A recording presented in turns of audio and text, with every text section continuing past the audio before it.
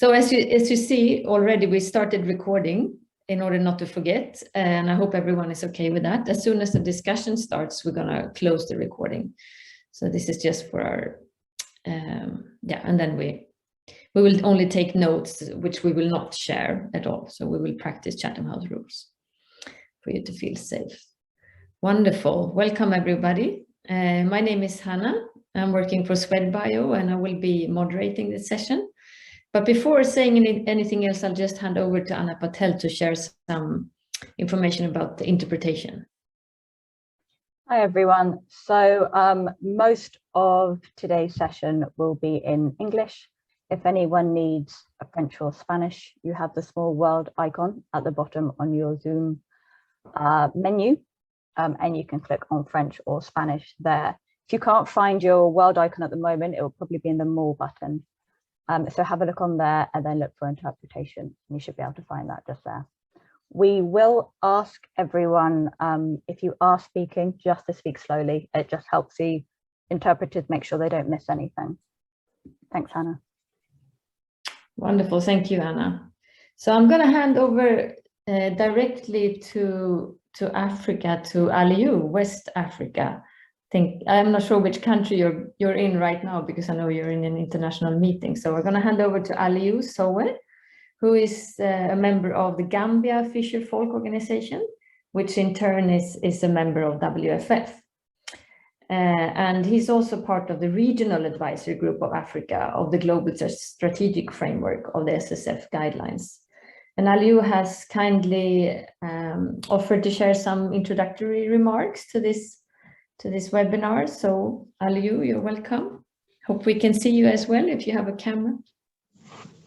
We did see you.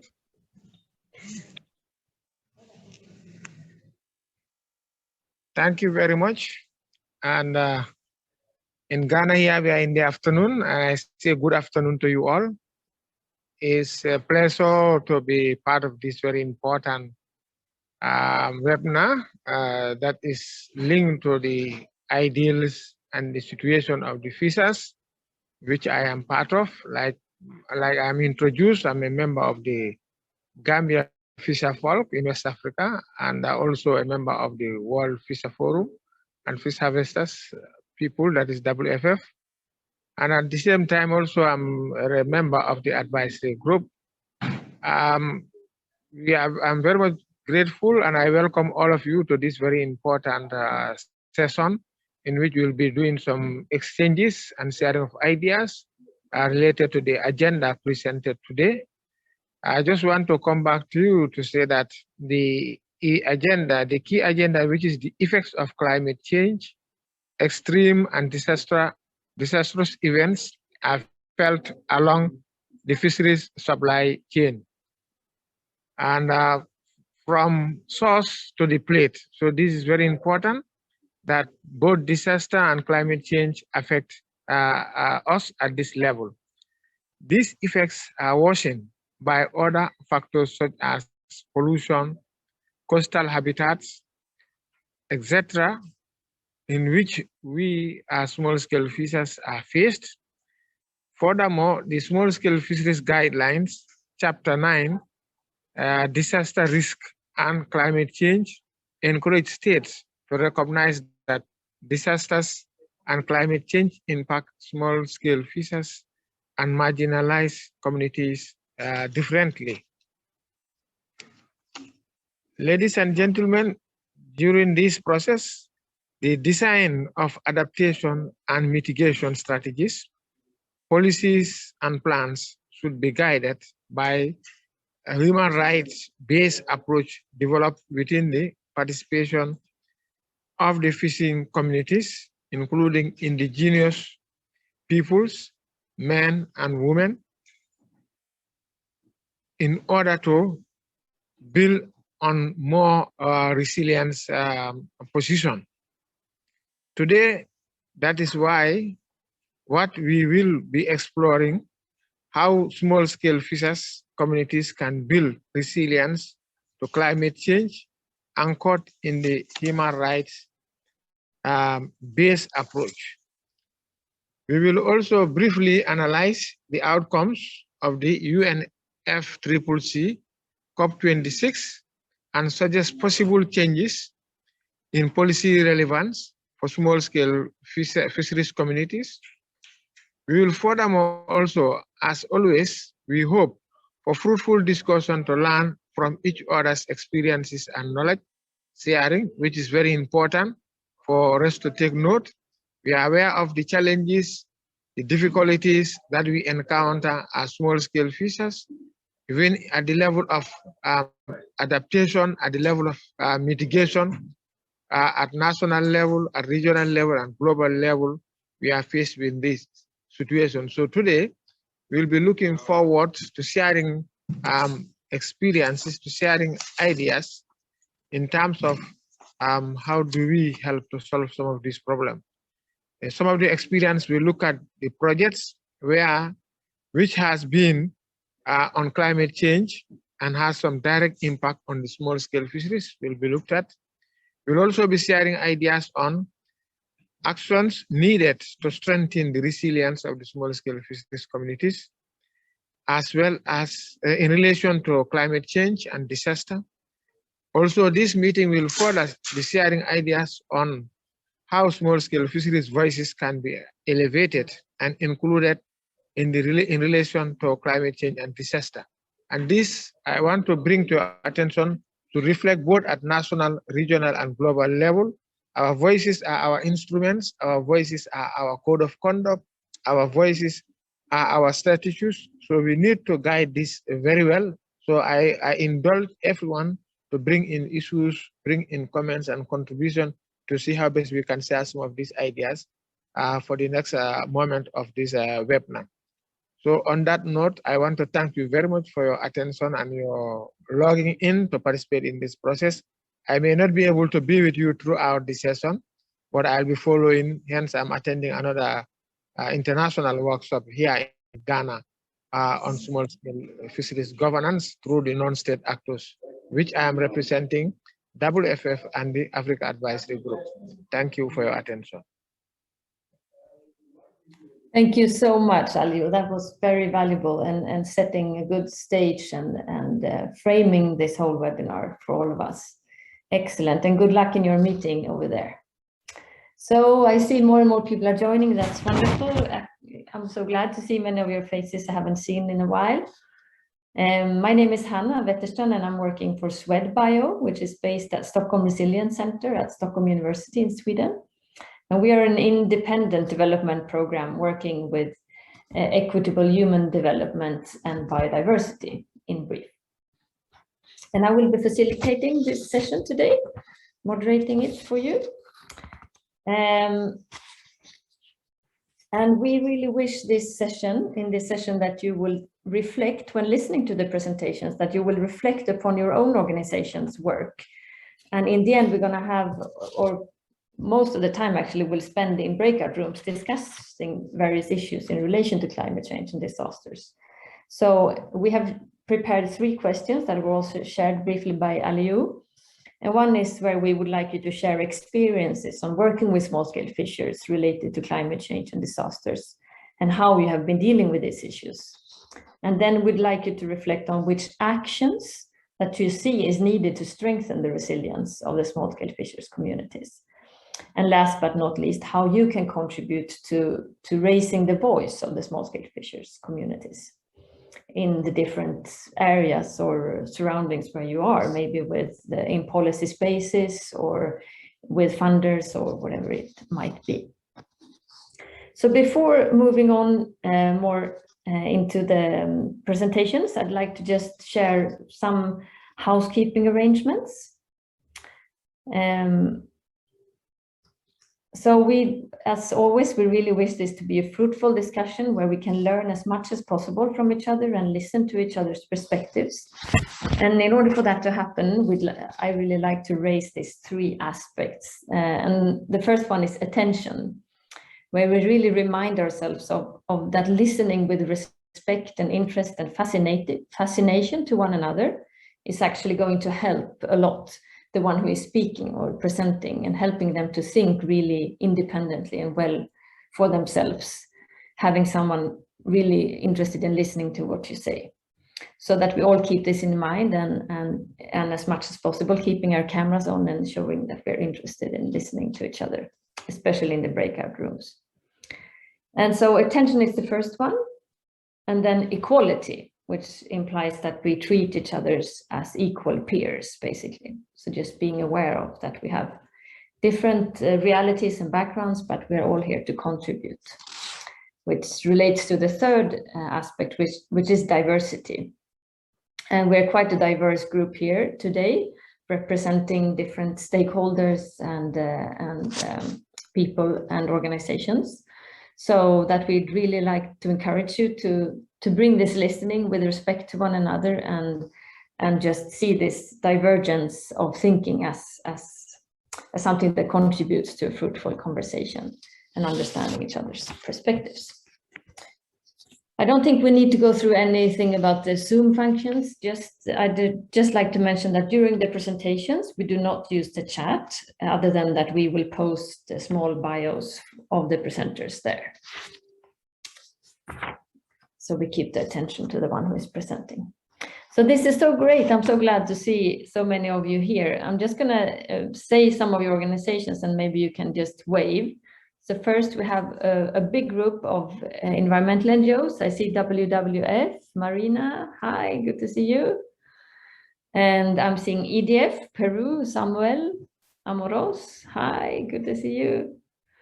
And Wait Institute, Pablo Granados, good to see you as well, have you on board. Meridian Institute, good to see you.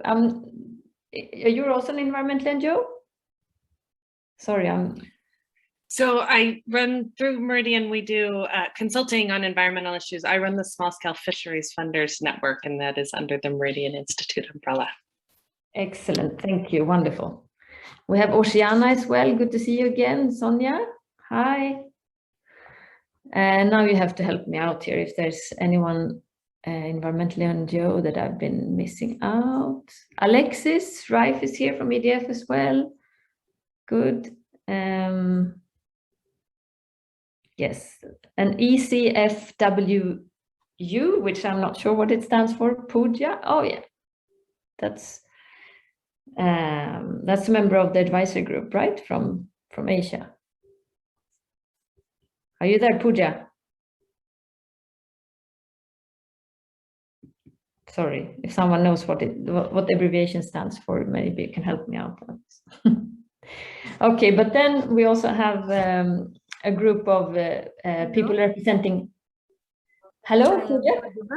Yeah, hi everyone. So ECFWU stands for East Coast Fish Workers Union from India. So Dr. Ujjaini Halim won't be able to be present here today.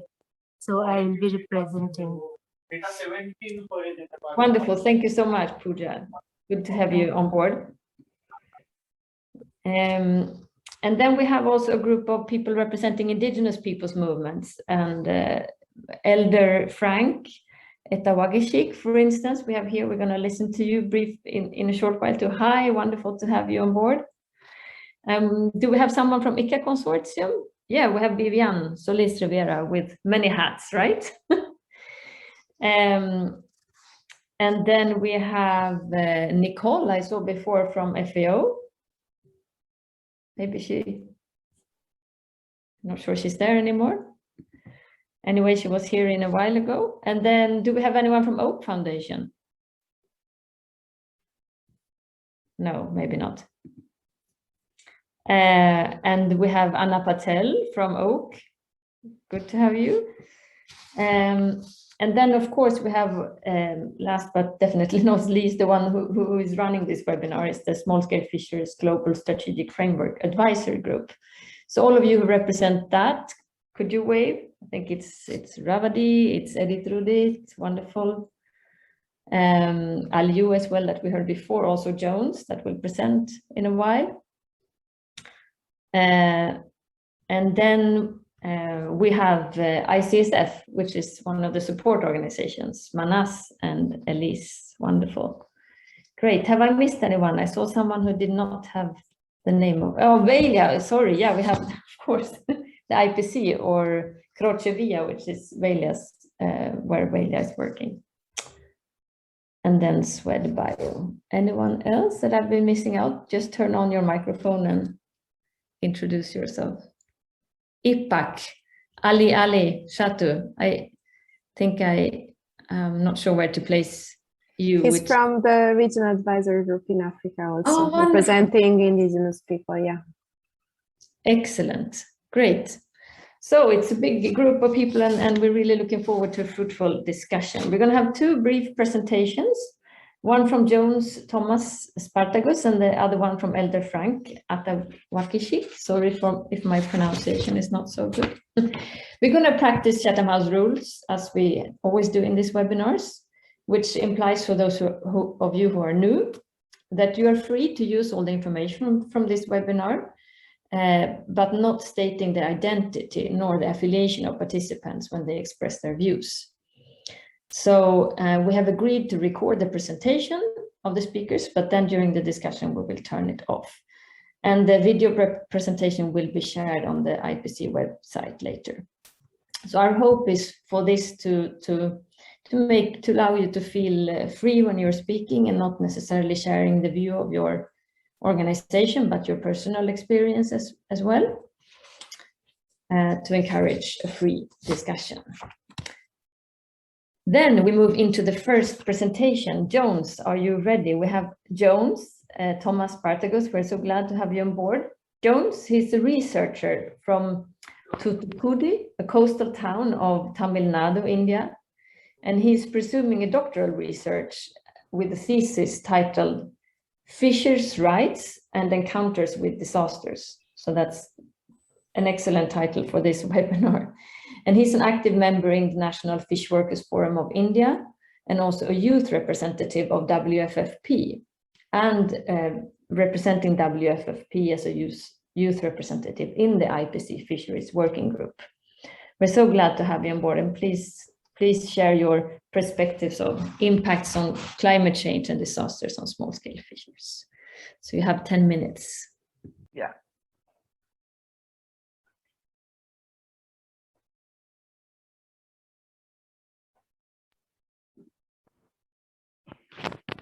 Thank you, Anna, for giving this opportunity to share my perspectives, and thank you for your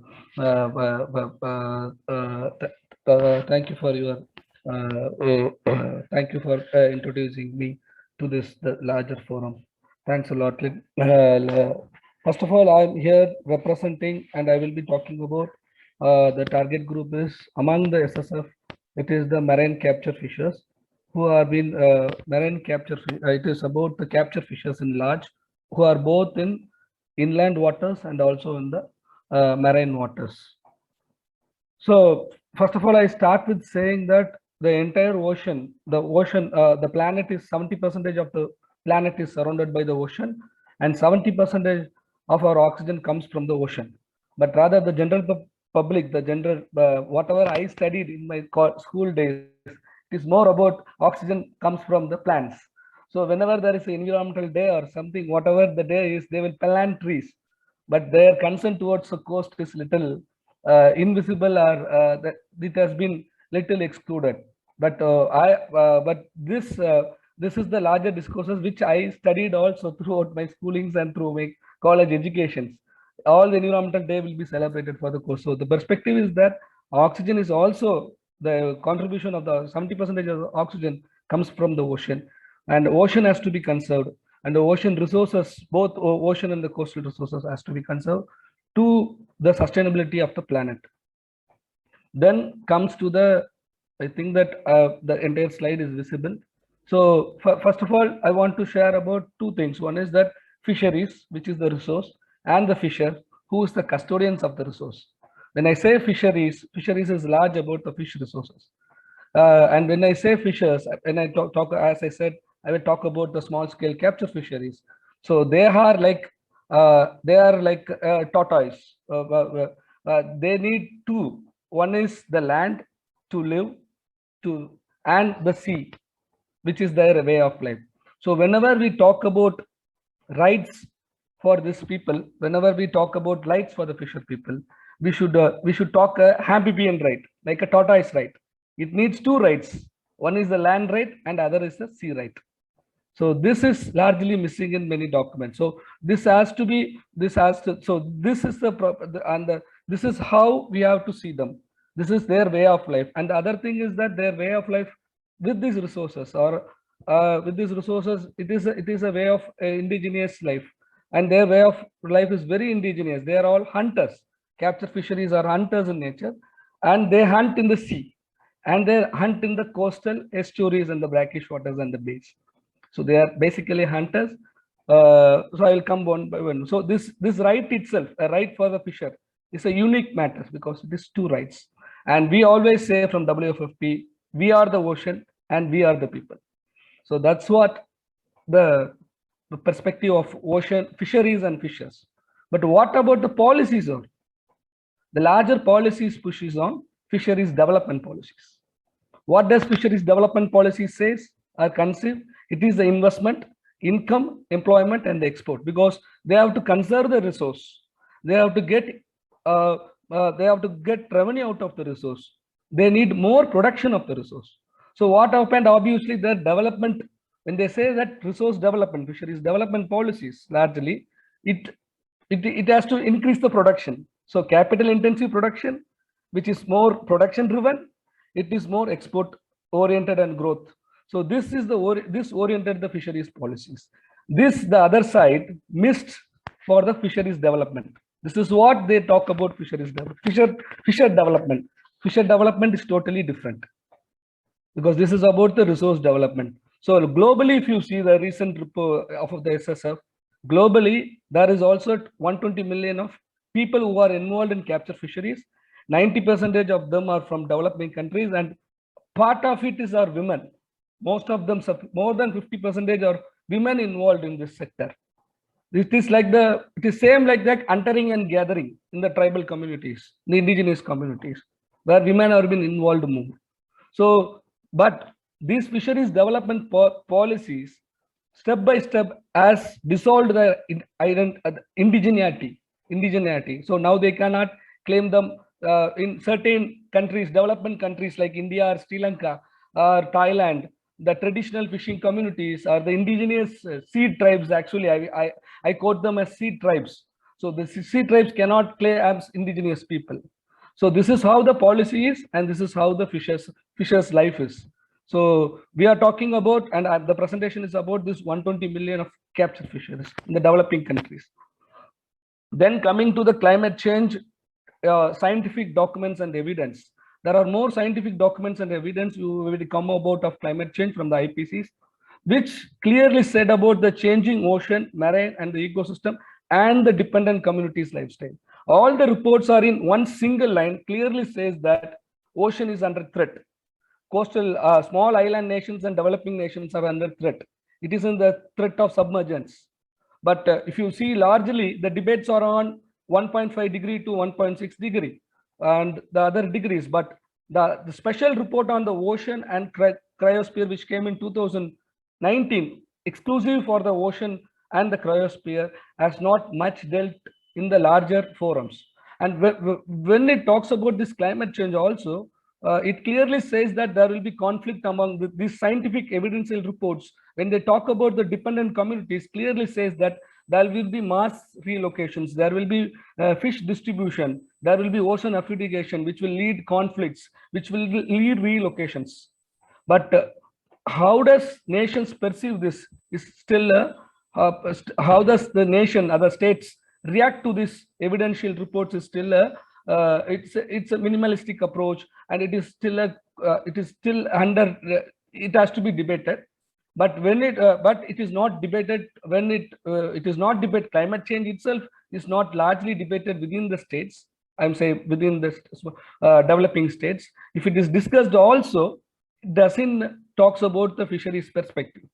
So this is how this the reports are, and reports clearly evidence. There are many reports, shrinking islands, the reports very clearly says.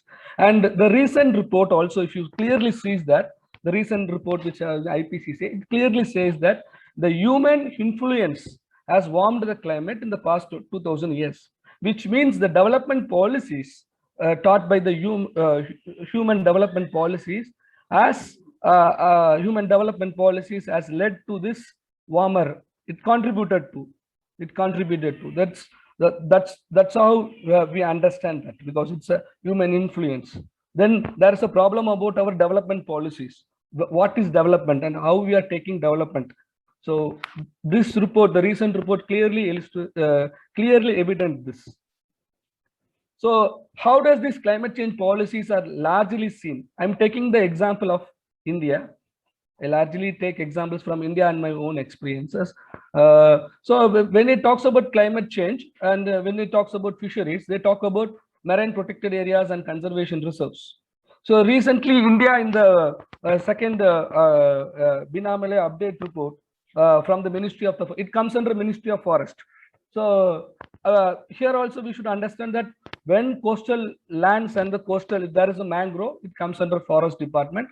And it is totally different. The rights of coastal forest communities still cannot recognize fishers as also the tribes, because they say, for them, tribes itself, they should live in the hills. They can't pursue the forest officials or they can't pursue that here is also a forest like mangroves and other protected areas, and here also fisher people who are the captured fisheries who are being involved, and they are also in the same life of tribals. They can't understand. This creates so much conflicts of this conservation versus the communities, the customary rights of the fishers. So how does so India clearly said that 116 coastal and marine sites has been identified for conservation reserves, which will be sustainably used to arsen the blue economic components. So here the problem comes. Blue economy is totally different. So here, does these rights of the protected areas for forest rights as tribes, how they see as tribes and indigenous people rights, how they see fisher rights is still a question mark, and still we can't locate the rights in the marine protected area when it is still complicated. Because I am today, I am also in a marine protected area from my place. It is a Gulf of Mannar, it is a biosphere. I can't locate my rights. Where to locate my rights? Whether I can locate my rights in fisher rights, or whether I locate my rights under forest rights, totally confusable. So this is the other layer of rights. And climate change. How does how does these ecological sites like islands and others, conservation sites like islands or mangroves, these are all bioshields for fishers. Fishers, in their traditional knowledge, they locate their villages in these places, like near to a mangrove forest, near to a perpendicular to the island. So it acts as a bioshield and it safeguards their habitat. But climate change, due to the sea level rise and other things, the bioshield islands are submerging, means their village will be vanished by a small velocity wind also. So this is how climate change plays and decrease their bioshields, which impacts the fisher communities to the core. So then comes to a disaster. Oh, excuse me. Yeah. Can you start wrapping up? Thank you very much. So when it comes to disasters, when a disaster strikes, the rights has been confused because it is unpredictable. As I said, disaster immediately what happens that after a disaster, because here fisherman lives without a right, because he doesn't have a land right and he doesn't have an ocean right. He talks about customary rights and the formal law talks about a different right. And there is no international convention which address fisher rights in it. In this scenario, if a disaster happens, he can be easily relocated because there is no organized land rights for him in the coast. So he has been relocated to a place where there is no sea, and it is in the where there is no sea, and he has been given alternative livelihoods to improve his life, which alienates him from fishing, which he is not, because fishing is his way of life. So this is how disasters, after disaster, without property rights, there are no land title holders, so they have been easily I can't move my slide. Oh, I think so. There is some problem. So this is how fishers after the disaster, the land rights has been without the land rights, it is easy for them to disintegrate from their homelands and the customary lands. So finally, I want to say that hence fishers, as I said, they need two rights. One is land and coastal rights. How does VGS have, because the other slides, I can't move my slides. I don't know what happened. James, do you want me to share your final slides for you? Yeah, because I can't move. Yeah, that's fine. Let me do that. Because I can't move it up. So,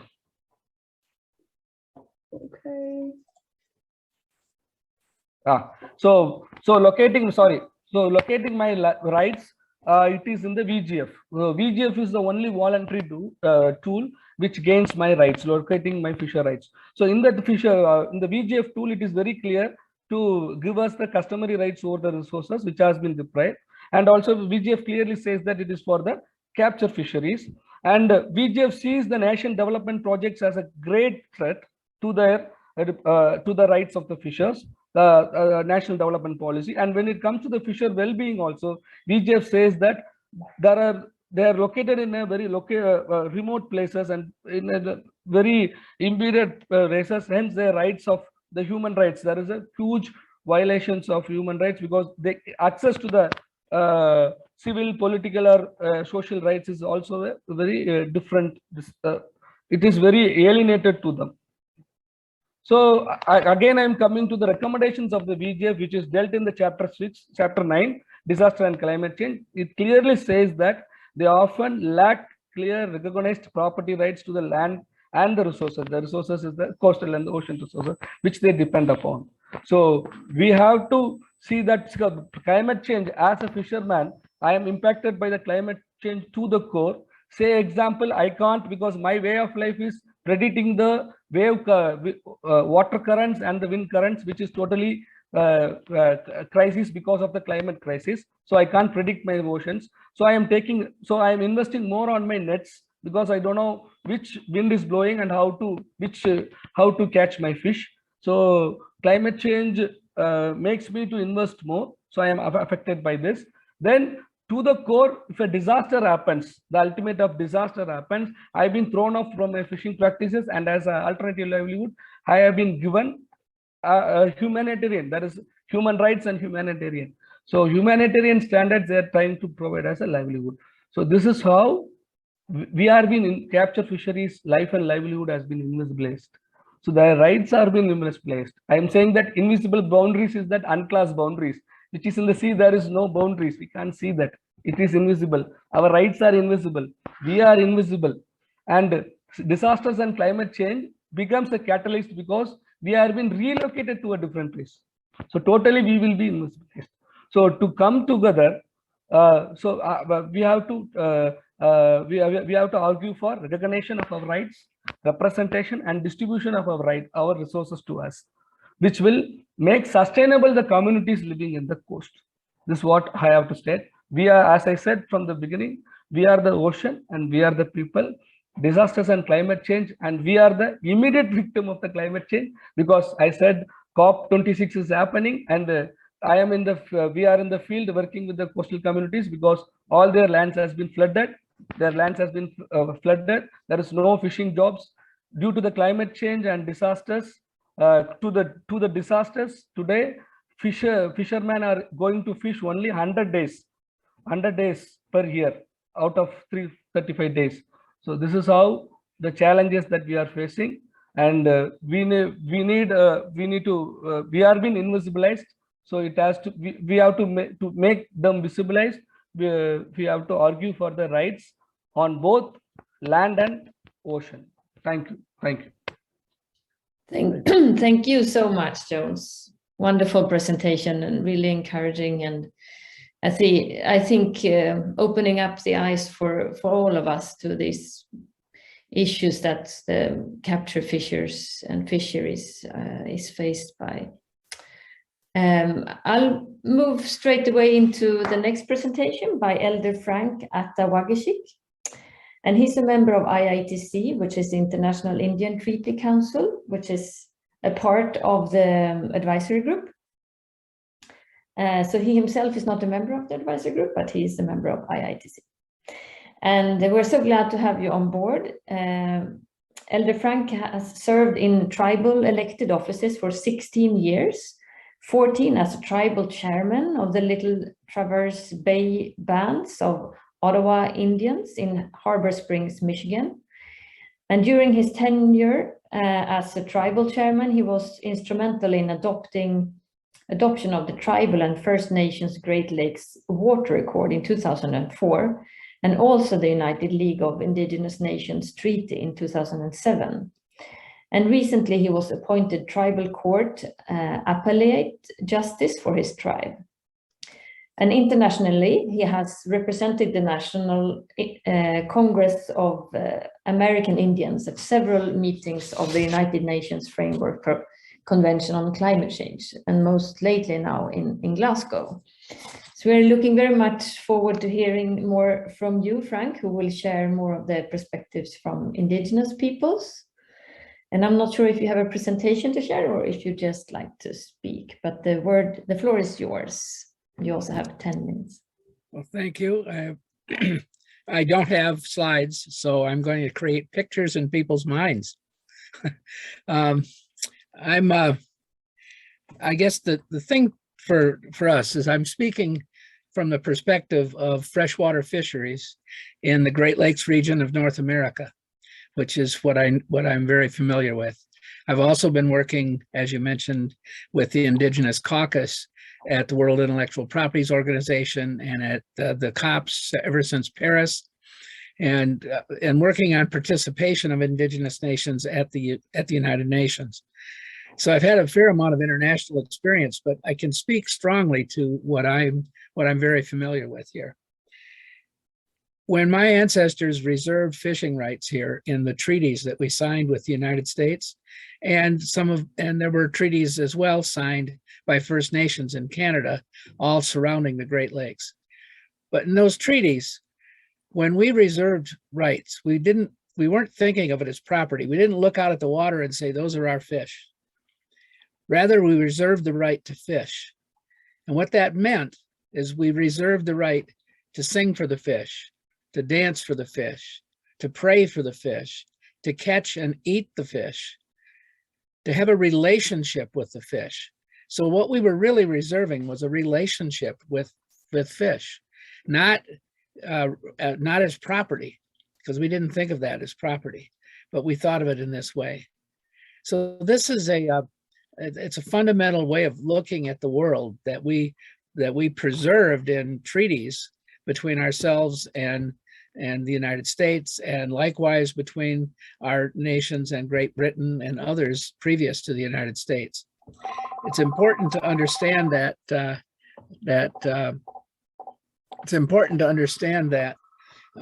as a basis for what we're talking about. The fishing that we do still to this day is all done in, we do both commercial fishing and subsistence fishing. So with commercial fishing, we're running small trawlers on the lakes or smaller boats where we're using gill nets out on the big lakes. The big lakes here are so big that you can't see across them. Some people don't understand that. They're like freshwater oceans in a way, small, that you can't see across them. And because they're smaller, the waves on the lakes are very rough because the waves bounce off the shores and you get this feedback system where it's very treacherous out on the lakes during storms. Then the subsistence fishers are mostly people who are fishing with taking a rowboat out from the shore and running a gill net out briefly and then filling it. They'll fill their freezer or they'll dry food or they'll do whatever, and it's to feed their families. And so we also do spearing. We do a thing called where we're spearing for fish in the spring, and we would spear through the ice in the winters. When the lakes freeze over, we'll cut holes in the ice and freeze and spear fish through those holes into the So it's been a very rugged thing, but it's a spiritual. It's not just it feeds us, but it also is out of respect for the animals, for the fish, for all the beings that we share the world with. So understanding that the idea of relationship and as opposed to property rights, the courts have a tendency to interpret everything as property rights, but our understanding of it is as a spiritual relationship. There are, the understanding the treaty rights and the ways we do that is important, but we also realize that that we have issues now that are coming about because of climate change. The fish species that we take are being affected by the warming waters. And the Great Lakes is more of a closed system. It's unlike on the ocean where there's this huge body of water. Here, we have a relatively small body of water. So the lake behind me in this picture is part of Lake Michigan, looking out across, it's over 60 miles across the lake at this point to the other shore. And, but that lake, we fish for a type of fish that we call whitefish. It's a white-fleshed fish that's just really delicious. And it was in such abundance that it was one of our major foods, and it's also one of our clans in our tribe, for our people. This fish we're within about 1 degree now of this big lake no longer being able to support that fish, and that's due to the issues of climate change and warming. In addition to that, we also have issues with food, with the problems that are going on from the burning of coal, for instance, is causing residue to fall in. So we have mercury contamination in many of our lakes. And so we have a lot of issues that we've had to deal with over that. We're having to think about, what do we do? How do we adapt to this change? One of them is that when we reserved our fishing rights in those treaties, and in our negotiations, as we identified that and worked further in recent years, those treaties are from 1836 and 1855. And then just 10 years ago, we negotiated what some of the things in those treaties meant and signed a consent decree with the state of Michigan and US. And we did that. We didn't reserve specific species because we knew the species would be changing. So we're trying to adapt to what's coming by realizing that when we fish, we may be fishing for fish that we don't even know, they're not even here yet, but they're on their way. And so we know that that's something we have to think about. An example of what this means to us is the idea that when the maple tree is a really important tree to us. We get maple syrup from that tree and make maple sugar. And it's so important in our culture that we call it Ninatig, which means our tree. Well, the estimates are with the current warming that by 2050, our tree will no longer be, its natural habitat will no longer be around us. It will have moved north, further north into Canada. But because of current geopolitical situation, we cannot move with it. We're fixed here where we are. And so that means we're going to have to adapt, and our tree is going away. Well, not only our tree, but as I mentioned, the whitefish may well be going away. And all of these different things are part of us to adapt. These cause major disruptions within our cultures. For our, the problems that we have, so what I'm describing is a cultural, spiritual issue that we have.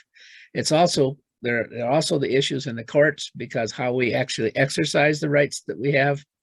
And getting those rights recognized cost us millions of dollars in court cases. We had to go to court. Some of our people had to go out and purposely get arrested so that they could create a case to take through the courts to prove that our fishing rights still existed. And we've had to do this in more than one occasion. So, we fought for this, and we're fighting to stay in our homeland, and we're fighting for the coming generations.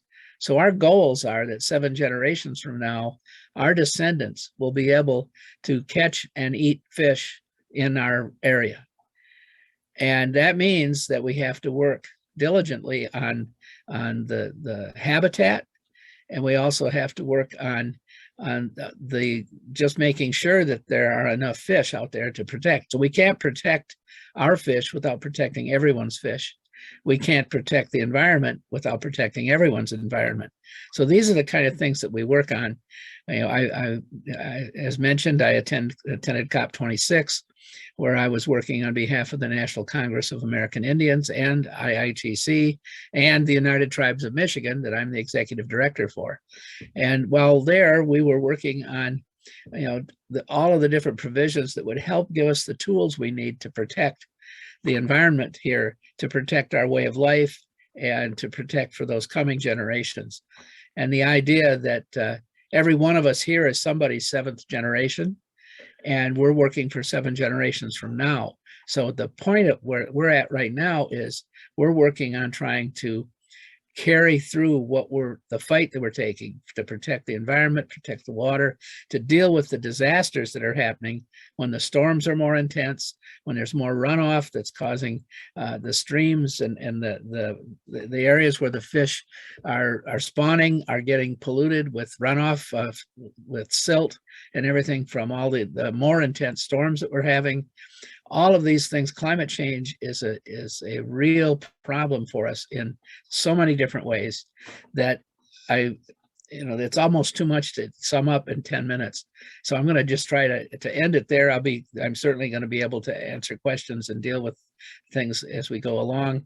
But what the issues that we're facing here in the Great Lakes are also being faced by all of the freshwater fishers of the tribes across North America and in other areas of the world. We've had similar conversations with folks from Southeast Asia and others that are river fishers that are having similar kinds of problems. So with that, I'm gonna end this so we have time for our discussion. So thank you very much. Thank you so much, Elder Frank. That was really illuminating and touching to hear about the situation of those fresh lakes and the fishing maybe to disappear with climate change and so on. And also wonderful to hear about the fight that you're doing and thinking 7 generations ahead. That's to be really proactive, and I wish all the politicians would think in that way. Okay. Before having a smaller short break, when we hope all of you will stay at 4 o'clock, we'd like to just take a little time for reflection on what we have just heard, and mainly reflections rather than questions. But before that, I'd just like to introduce you to a small reflection exercise where you just close your eyes for a short moment, and if you prefer to turn off your camera, that's fine. But just close your eyes for a short moment. And imagine yourself being one of these fisher women or fishermen, either on the ocean coast or the coast of a freshwater lake. And you have been living in this place for generations, and all of your families since generations have been catching fish from this lake or from this ocean. And now you're seeing the catch is going down. And again, you're suffering the consequences of various extreme weather events. And you really struggle to make ends meet and to get enough food on the table for your kids.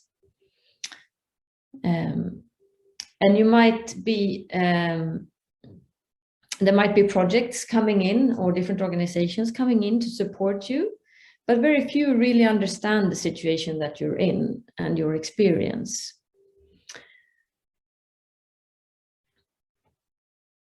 So what kind of support would you wish for in this situation? What kind of changes would you like to see? What kind of support would you want in order to have your voice heard? What would you wish the policy changes to be like?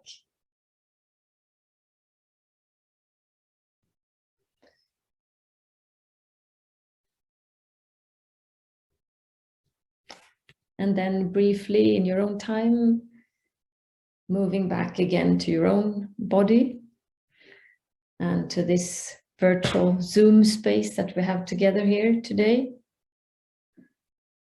And then I'd like you to just reflect maybe from some of your own experiences or just a reflection that from something that you've heard in the presentations related to the topic of today's webinar. And if you really would like to ask a question, you can also do that, but preferably we'd like this small moment to share reflections. Anyone who would like to say something based on what you've just heard from Jones or Elder Frank.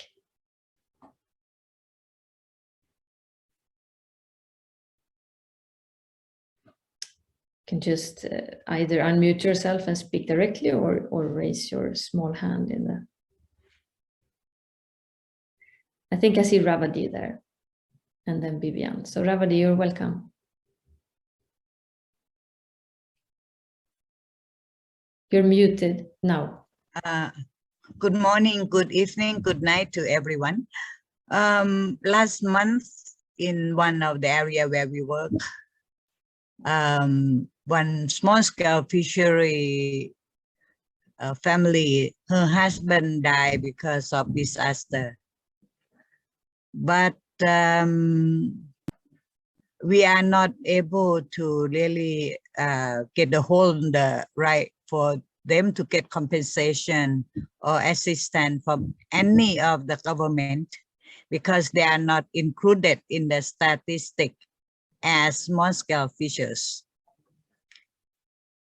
And they are already very poor because of the destructive fishing, the reduced of the available fish in the area. And then climate change is additional factor. It is not only the factor that the small scale fisher are facing, and that is very challenging. And another thing, we are in the area where we work.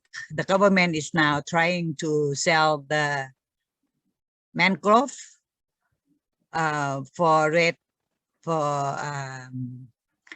plus under the climate change policy.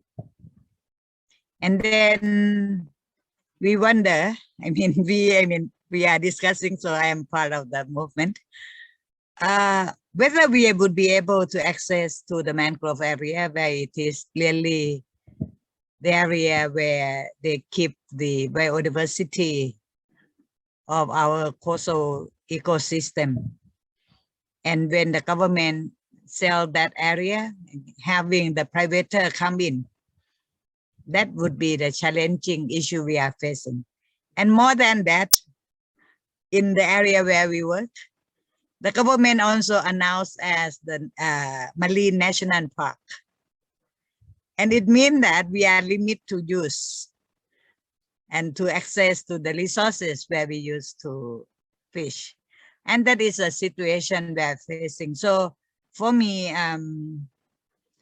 when we are talking about climate change, we need to really look into the holistic, already a structure or the direction of development that is really selling the resources and not recognize small-scale sector.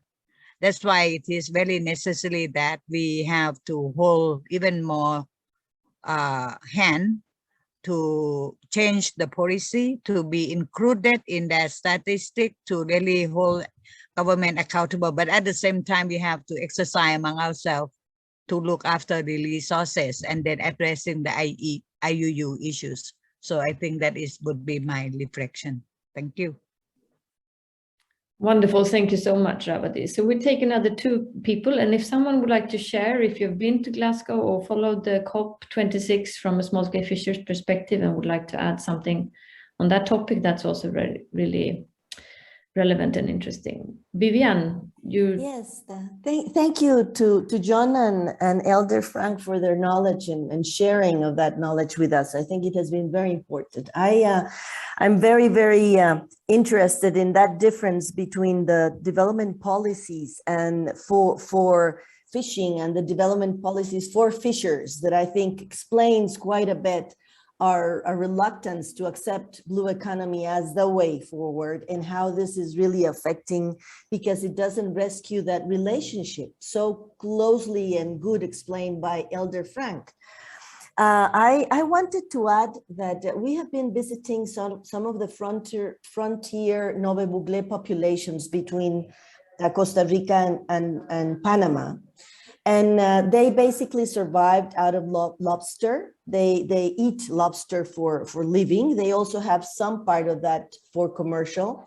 And we have been discussing with them the changes as a result of climate change, but they do not see it as climate change, technically climate change, who has made us think that information is not equally to all. That means that there are a lot of communities that really are out of the, let's say, development world, or very close to maybe academic or discussions on the issue. And I see huge differences between the knowledge, for example, of Elder Frank and the communities that we saw that were thinking that all these changes were happening because, and they do not have that access to information. So I just wanted to mention that because it is a challenge. It is a big challenge to be able to provide really urgent information for these communities in their languages, in their cultural context, to be able to react with time and adapt to these changes. Thank you. Wonderful. Thank you so much, Vivian. What about any of the environmental NGOs? Did you go to Glasgow or had colleagues being there, or any reflections of the outcomes from a small-scale fisheries perspective?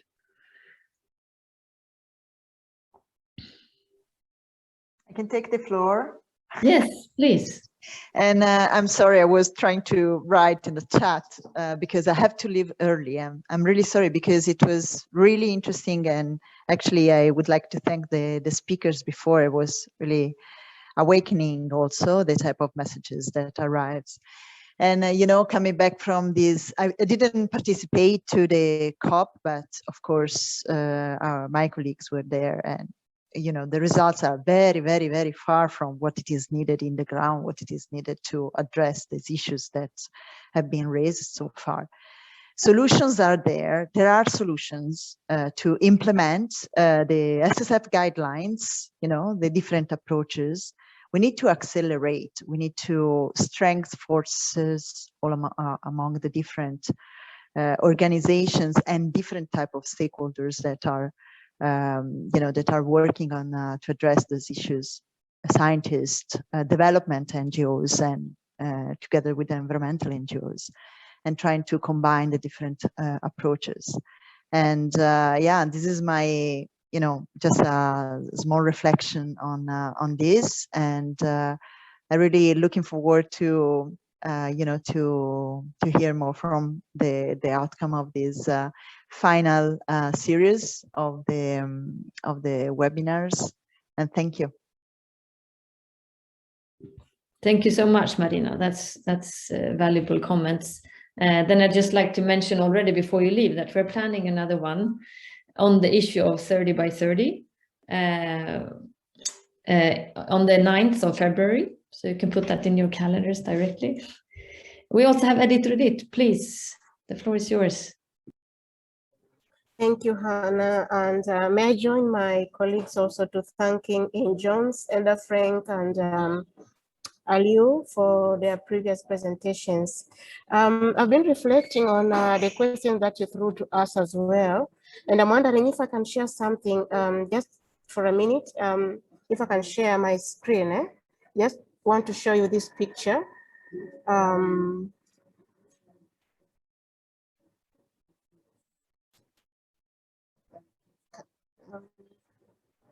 I now? Yes, I think you are supposed to be able to. We still don't see anything, but now, yes. Yeah. So this picture is one of the landing sites here in Mwanza, and they are the communities that we work with. And if you look at it carefully, you will see these women. And this was in April, and already vividly showing the impact of climate change to the small-scale fishers and fish workers, not regardless of them being men, women, and the youth. Look at the young people here. So the water levels have really risen, and the fishing boats, instead of landing where it used to be, now all the area is covered by water. And this now makes the women, especially, that's where I'm mostly concerned because of even biological features. They have to go into the waters, you know, before even the boats land. But even when they land, see here, this is where they've landed, but still there is water. And as you are coming into the this landing site, the area is also very dirty, and because of the waters, and it's not healthy at all. So these women are forced to go into the waters, and it is their daily, you know, thing. That's what they do all, every day. And why are they doing all that? They're struggling to make ends meet, right? They're struggling in order to feed their families, to take them to schools, children to school, to you know, support their families in terms of health, education, etc., etc. So what we are trying to do is to support these women in terms of not just women together with the others, but our main focus is the women, to bring them together, to have collective actions, to get organized so that they are able to influence processes, including policies, decision-making and others, but also for recognition, so that they are able to share all these challenges that they are facing. This is just one. So the challenge of access is really broad. We had Jones and the others mentioning about access to decision-making, policies and everything, but also access to these productive resources. Access to fish for them to process is a challenge. And all these are impact of climate change that are adding on to the already existing, you know, difficulties that the small-scale fishers are facing. So organizations that are coming in to work with, I would say to work with who now here, because most of them, sometimes the entry is through the governments. And if it's through the governments, they follow the procedures in particular country. Not necessarily that whatever interventions that will be made are informed by the suggestions and the possible solutions that would come from the SSF themselves. So this is the challenge. So what changes I would wish to see for me, look at this situation, I would really wish to have this improved. But now it is a process. How could this be done? Implementation of the SSF guidelines is a must. But implementation, again, is very broad. How to implement the SSF guidelines? It needs capacity empowerment, raising awareness, and organizing these small-scale fishers, the fishers themselves as the people, you know, engaging them into monitoring. We are speaking of the people-centered monitoring, being informed, getting to understand the regulatory framework governing the fisheries sectors, especially the policies, and then they should be able to question why is what is written in the books, in the policies, in the strategies is not happening down on the ground. So these are some of the issues that we would need really to reflect, and as we meet with this, we can have the solutions. So we've been working with EDF, for example. Oh, sorry, if I can give an example. We just need to wrap up. Okay, fine. I may come back later. So thank you so much. Thank you so much, Edith, and thank you for sharing the photo as well to give us a sense of the situation around Lake Victoria. So we're going to take a brief break, just 2-3 minutes. Let's see what time it is now. Let's come back 10 past. So in 4 minutes, and I'll play some music for you in the meantime.